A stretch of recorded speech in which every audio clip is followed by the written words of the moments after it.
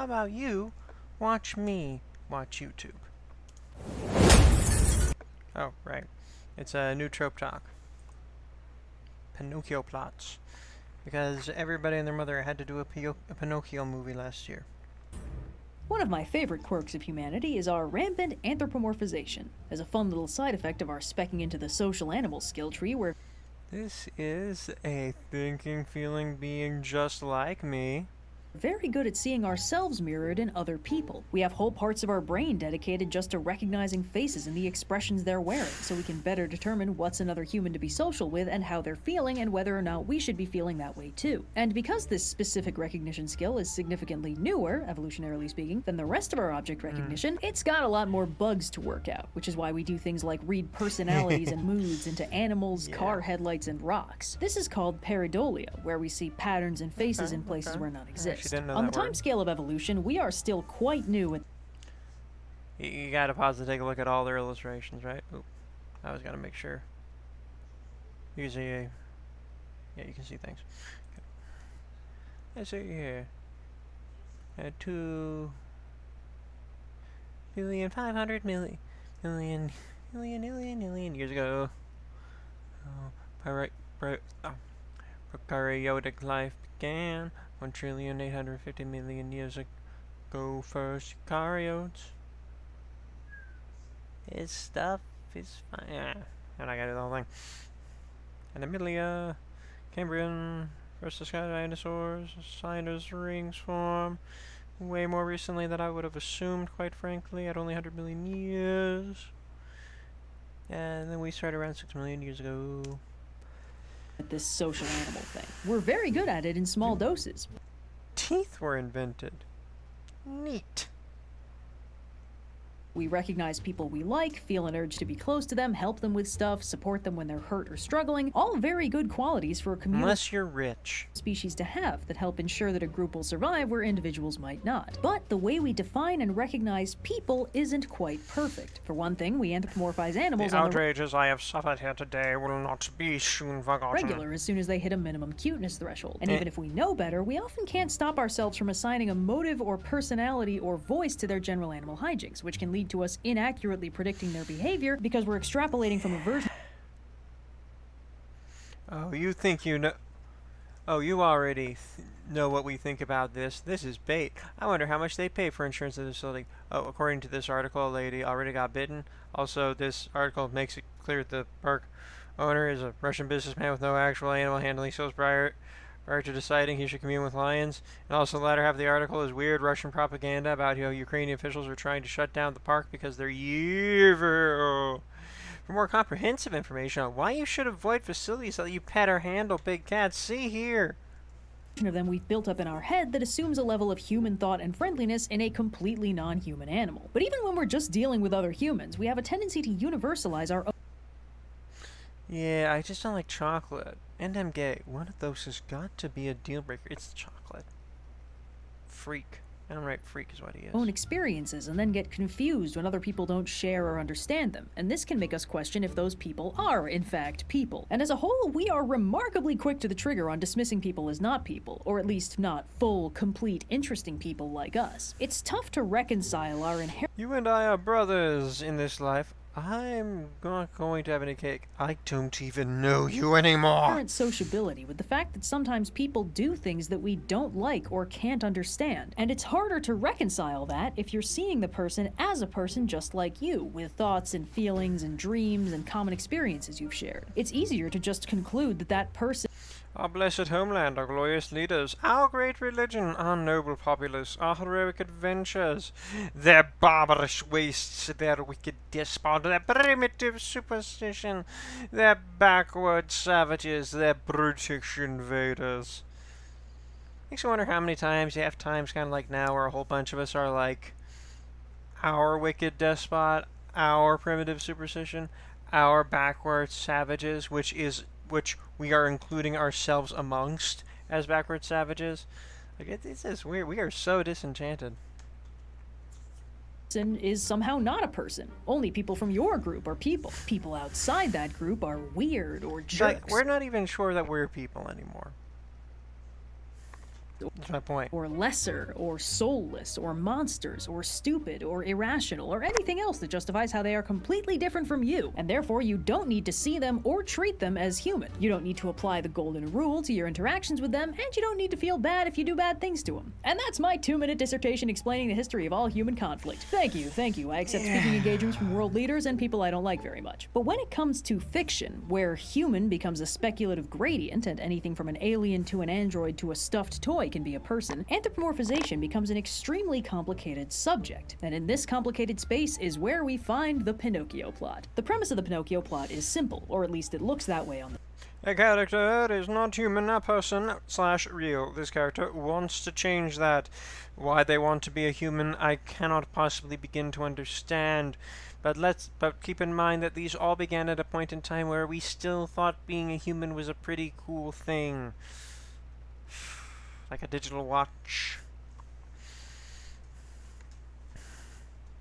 Then we invented the internet, and we quickly realized, man, humans was a good experiment, you know? We gave it a really good try. Oh, man. Their arc focuses on changing their relationship with humanity. It may or may not become real in the end. surface. A character exists who is not human or broadly recognized as a person, but this character wishes to become a real boy. Over the course of this story, they either move closer to this goal or they... See, actually, I really like I like this story when it's used on actual human people. Like, I mean, if you ever watch Sword Art Online Abridged, that's basically a Pinocchio plot with a human. I like that way more, honestly. reevaluate it, and potentially conclude that real boyness is not actually what they want or need. The name of this trope is obviously derived from the story of Pinocchio, an absolute fever dream of a book about a rambunctious living puppet causing... A little chicken popped out, very gay and polite. What was it? This trope is obviously derived from the story of Pinocchio, an absolute fever dream The of... Land of Boobies. Chapter XXX. Like, I feel like that's a joke, but like at the same time, based on my vague memories of what actually happens to Pinocchio, I'm not convinced that's not a thing.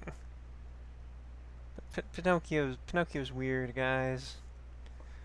A book about a rambunctious living puppet causing mayhem everywhere he goes until he does a nice thing and has his soul removed from his lifeless puppet body and turned into a real boy. It's a POV shift from a fairly classic folktale archetype, where a character encounters an animal or monster or other wacky folktale thing, and by doing tasks that prove their moral character, the protagonist is rewarded when the wacky folktale thing in question turns into a beautiful aristocrat of their preferred gender to smooch, and they live happily ever after. The Pinocchio plot instead puts focus on the non-human character as the POV, and in the I am sick of being a puppet, cried Pinocchio.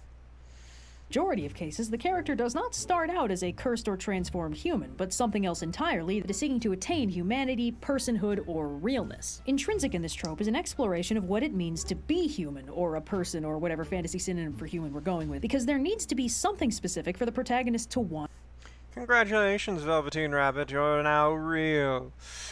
Enjoy struggling for life for the next several years and then dying of age. You could have been nearly immortal and enjoyed endless pleasures as a toy, but no, you had to be real, and that means you will rot.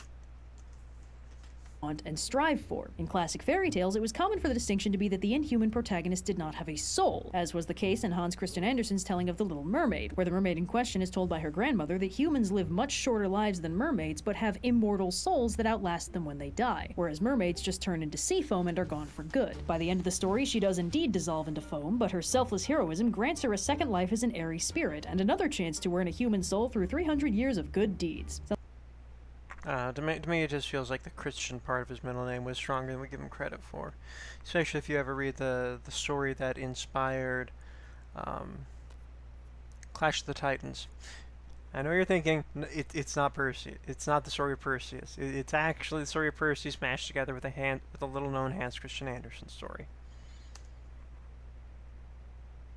Sounds like goalpost moving to me, but it is what it is. Anyway, more modern storytelling tends to shy away from the philosophical and theological question of the soul and will instead define humanity in terms of more specific things, like physically having a human body, or feeling emotions, or having dreams, or not being a people-eating monster, and some of the more Not being a literal physical monster. Okay, I'm not being incute my existence as a curse, and I will find a way to free myself from the living hell. You know the true Angsty peace. cases. Some subjects of the Pinocchio plot might be eternal children that want the chance to grow up, or precise AI machines that want the chance to experience messy human emotions, or unstoppably powerful warriors that just want to be able to feel pain again. But the fact is, Oh, that while a was a lot of good these stories episode. get specific about what makes humans so extra special that everybody wants to be one, this rather self-indulgent approach to storytelling isn't really what makes this trope interesting. While some of these characters do get to become real boys trademark, the majority of them don't. It's not something they achieve, it's something that motivates them that they want, or are told that they should want, a form of development they strive for while only occasionally getting to live it. The relationship these characters have with humanity, and what, if anything, humanity means to them, is what makes them interesting. In the original Pinocchio plot, Pinocchio wants to be human because he wants to grow up and become a man. The Azure Fairy lays out everything he has to do in order to earn humanity, which is mostly stuff like being a good boy, going to school every day, never telling lies, finding a job, and other elements of being a good and honest citizen. Pinocchio isn't particularly pleased with any of this, but he works very hard, gets his grades up, does a few acts of selfless heroism, and awakes one morning having transformed into a real flesh and blood boy as a reward for a bad boy becoming a good one, a magical act that also restores his father's youth and cleans up their house. Now, a book that trades personhood for obedience. We're making disobedience a virtue. Guillermo del Toro on Pinocchio. A movie which I probably should see. Guillermo del Toro grew up with the Disney version of Pinocchio and its insistence on conformity. He saw something more radical in the tale. Is an interesting concept that several writers have side-eyed a little for the implications, leading to the recent stop-motion adaptation of the story from Guillermo del Toro, a filmmaker whose bread and butter is the exploration of personhood versus monstrosity. Many of del Toro's protagonists are physically monstrous or inhuman beings with good hearts that don't want to change or become human, they just want to be understood and loved. And many of his antagonists are physically flawless human specimens with monstrous interiors that willfully bring suffering to the people around them. His human protagonists, meanwhile, are often outcasts who are seeking the same thing as the inhuman protagonists: love, understanding, connection, acceptance. They don't want to change or to lose what they are. They just want people to stop hurting them for it, a concept that resonates very strongly with a lot of real audiences. So when Del Toro decided to adapt the iconic trade your personality for recognized personhood story, he did a little bit different. For one thing, Pinocchio does not at any point physically become a real boy. He does become a better boy. He starts the story a little bit horror movie-esque and has a habit of breaking and disrupting things without meaning to, because he's brand new and doesn't understand the nuances of the world around him, Frankenstein's monster style. In fact, the parallels between Pinocchio and Frankenstein's monster are many and very clearly deliberate. His creator makes him in a fit of madness on a stormy night, and when his creation comes to life, Geppetto reacts initially with terror and revulsion before slowly becoming a better dad than Victor Frankenstein by deciding he can teach Pinocchio to be a better son. The wood sprite tasks the cricket with serving as Pinocchio's conscience and moral guide, because Pinocchio doesn't start off with one of those, he needs to be taught. Pinocchio starts the movie very impulsive and disruptive, but knows when he's upsetting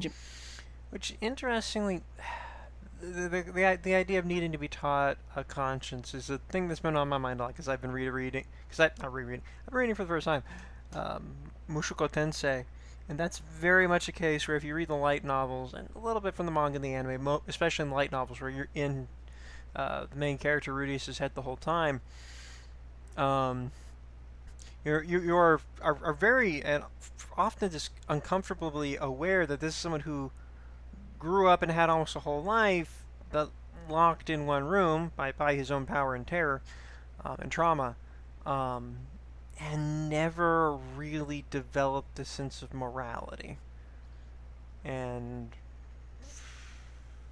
was then immediately thrust into the fantasy world because it's an isekai, which also had kind of a different sense of morality. And if the parents he had there, because he starts again from a baby, ever tried to instill morality in him, at that point, they're trying to teach morals to a 40-year-old man who's actually older than them. So he's going to break that down differently, and it's because he's not a bad person usually, but the way he goes about he has to reason his morality through there, and it's all usually around very personal things and how it affects him. It's all very different. The moral of the story is read the manga, watch the anime. They're fantastic. Maybe don't do the light novel because it gets so cringe. And quite frankly, there's already asterisks in my recommendations for the anime.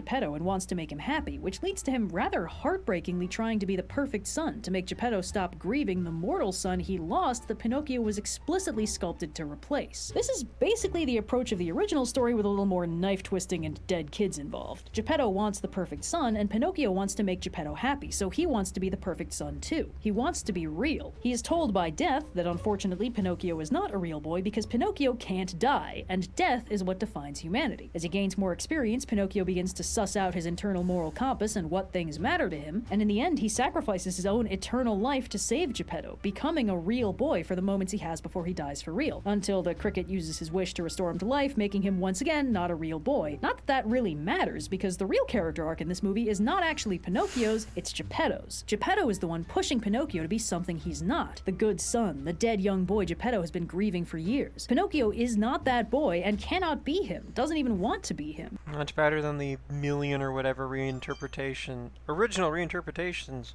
of Geppetto that are, for some reason, like, all evil slave dealers. But in his grief and anger, Geppetto lashes out at Pinocchio and calls him a burden. This leads Pinocchio to run away from home to try and stop being a painful burden on his father, while Geppetto realizes the full ramifications of what he's said and done, and gets a thorough talking to from the cricket calling him out for hurting Pinocchio so thoroughly, a boy who wants nothing more than the unconditional love every child deserves from their parent. This Pinocchio is happy the way he is until he's told that that isn't enough, and while he tries to be enough, in the end the happy resolution for his story comes when the person demanding that of him stops. On paper, this is a complete subversion of the Pinocchio plot, since Pinocchio doesn't really want to be a real boy and never even becomes one, but the message it sends is arguably significantly healthier. Pinocchio cultivates his own relationship with humanity, and for him that doesn't mean changing what he is on the outside, and the only changing he does on the inside is learning about the world around him and the people he loves. This is extremely on brand for Del Toro, and the movie is incredibly good, go watch it. So this is pretty solid evidence that the Pinocchio plot is often at its most interesting and compelling when it's being subverted, or at least unpacked. Our habit of anthropomorphization, of seeing ourselves in everything, leads us to readily conclude that it's only natural that everyone would want to be like us, that our way of living is the best, and the things that make us happy should make... Like, I'm not saying I don't anthropomorphize onto dogs and cats and stuff, but when people start doing that too much, it actually makes me kind of anxious.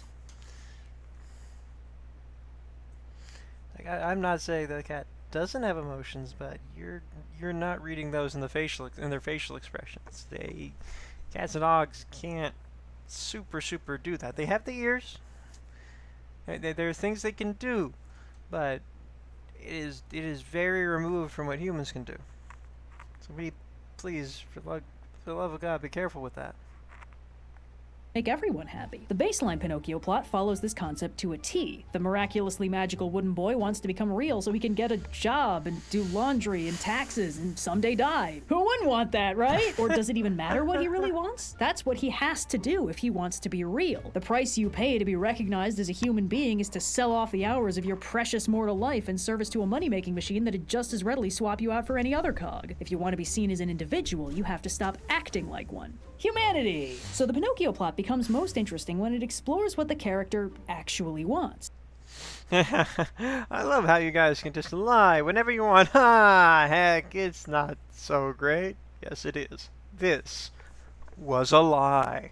If they want to be human, what parts of humanity appeal to them? If they're being guided by humans, what moral principles are those humans trying to instill? It's not necessarily about what the writer thinks defines humanity, but what legitimately matters to the characters, and how they think that relates to humanity. In a lot of modern Pinocchio plots, the only thing the Pinocchio figure seems to really want is friendship, to be understood and accepted by people who care about them. Sometimes this involves becoming more human, but in many cases it just involves getting better at understanding the humans around them, who don't make nearly as much sense as they seem to think they do. This is also where the Pinocchio plot starts really resonating. I've only had Lieutenant Commander Data for a day and a half, and if anything happened to him, I would kill everyone in the room. With certain sectors of the audience, like the neurodivergent crowd. Narrowing off at the end, so that I don't make YouTube angry. Where understanding and parsing certain norms most people take for granted can be a serious chore with a major miscommunication risk. It's also where you start getting the characters who are physically inhuman in some way, but internally are practically indistinguishable from their human friends, and may even be described by those friends as something like the most human person I know, usually meaning that they're kind, compassionate, selfless, and heroic. This is not uncommon in superhero stories, where heroes can be all kinds of inhuman while still being fundamentally good people who display all these good qualities. He may be a god from space, but he's also also, you know, a good old farm boy with a moral compass. But what happens once the Pinocchio figure gets past the isolation problem? Let's say this character does have friends and allies, human ones, that'll go to bat for them, respect the bulk of their unique differences, and broadly confirm that they aren't alone. Let's assume the friendship thing is a solved problem. Well, many of these characters will still have internal unanswered questions about their relationship to humanity, and those can be extremely interesting to explore. This is a side of the Pinocchio plot that is most commonly addressed in science Data is an extraordinary piece of engineering, but it is a machine. fiction, where increasingly powerful technology starts blurring the lines between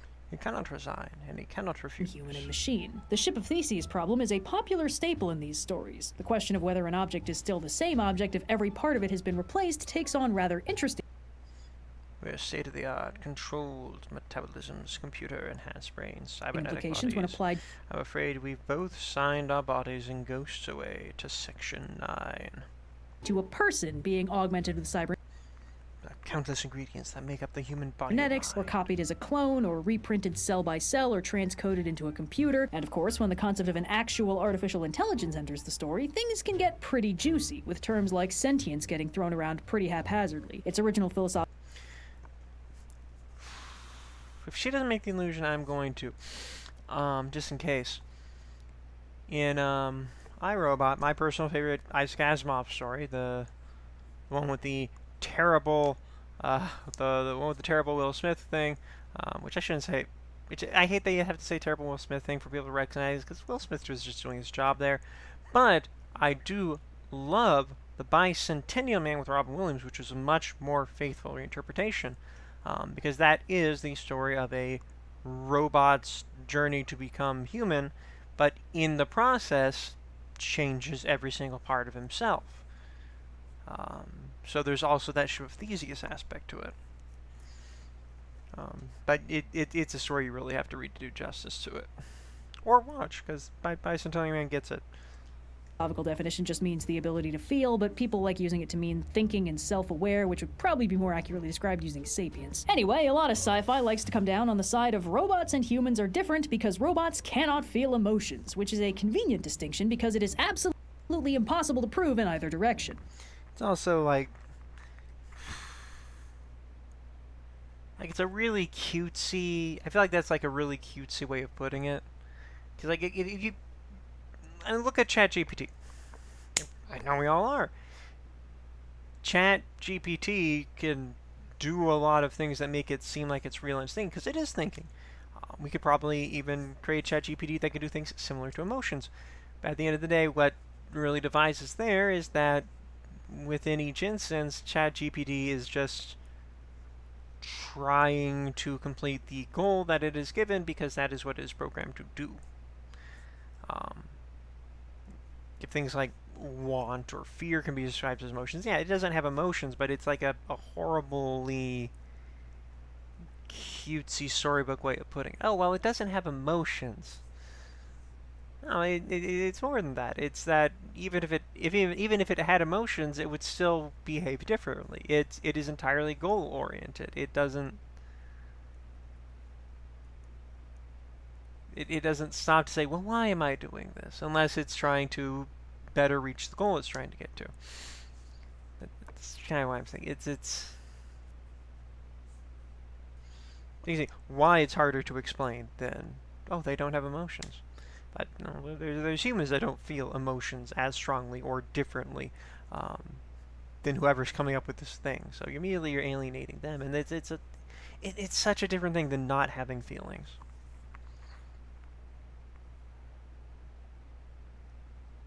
There's a thought experiment called a philosophical zombie, which posits a being that perfectly resembles and acts like a person, for instance, responding with signs of pain when prodded, but internally thinks and feels nothing. It just reacts as though it feels. One angle of the thought experiment is that since we can never know exactly what the people around us are thinking and feeling, it's possible that there's literally nothing under the hood, and we're just assuming that they have a rich inner life because we have one and they're acting in a way that we recognize. This becomes pertinent Cogito ergo sum.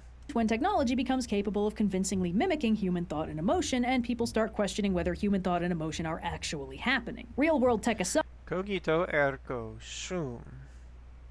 hate. When a sci-fi story presents a robotic character who allegedly cannot feel emotions and yet clearly acts as though they experience emotions, providing special attention and support to people they're close to, prioritizing their well-being, logicking through the process of empathizing with their human friends, and expressing eminently logical reasons to be extra violent against people who have done particularly hateable things. If a character cannot feel or express emotions, and yet at every turn acts the way we expect them to behave if they did have emotions, because things like friendship and compassion and justice still matter to them, it calls into question how relevant visible emotional responses really are in defining the humanity this character seems to embody so well. In fact, this is a pretty logical consequence to the Pinocchio plot. Whenever a writer addresses an inhuman character interacting with the concept of humanity, they make a statement about what they believe defines humanity, and more importantly, is it the soul? Whether or not they think that matters. An inhuman character who doesn't feel emotions can still appreciate companionship, or help people in need, or oppose injustice, or otherwise act like a good person. So, how much does it matter that they don't feel good or bad about it? Sorry, just holding on. This is better than being a tree. Perhaps an inhuman character is incapable of love, and yet in many stories they can still act in a loving manner, supportive and kind, and valuing their comrades even if they don't recognize that's what they're doing, not even touching on the fact that not all humans experience love either. This story, intentionally or not, makes a statement about love's relationship with humanity through this inhuman character. In some stories, the inhuman character can't age or die, exploring how mortality and the constants of change defines humanity. In many Pinocchio plots, the character gets a taste of the facet of humanity that intrigues them, and in many cases, they don't like it. The formerly unemotional character... How are you liking the existential round ears? Why is my brain refusing to let me off the floor? You're sad. How is that finds themselves relevant? far too manipulable by ephemeral feelings. The previously immortal character... Are you appreciating life's fleeting beauty? My back hurts from nothing. Figures out that they don't like pain and that aging is scary. The soulless character faces whatever I feel 21 grams heavier.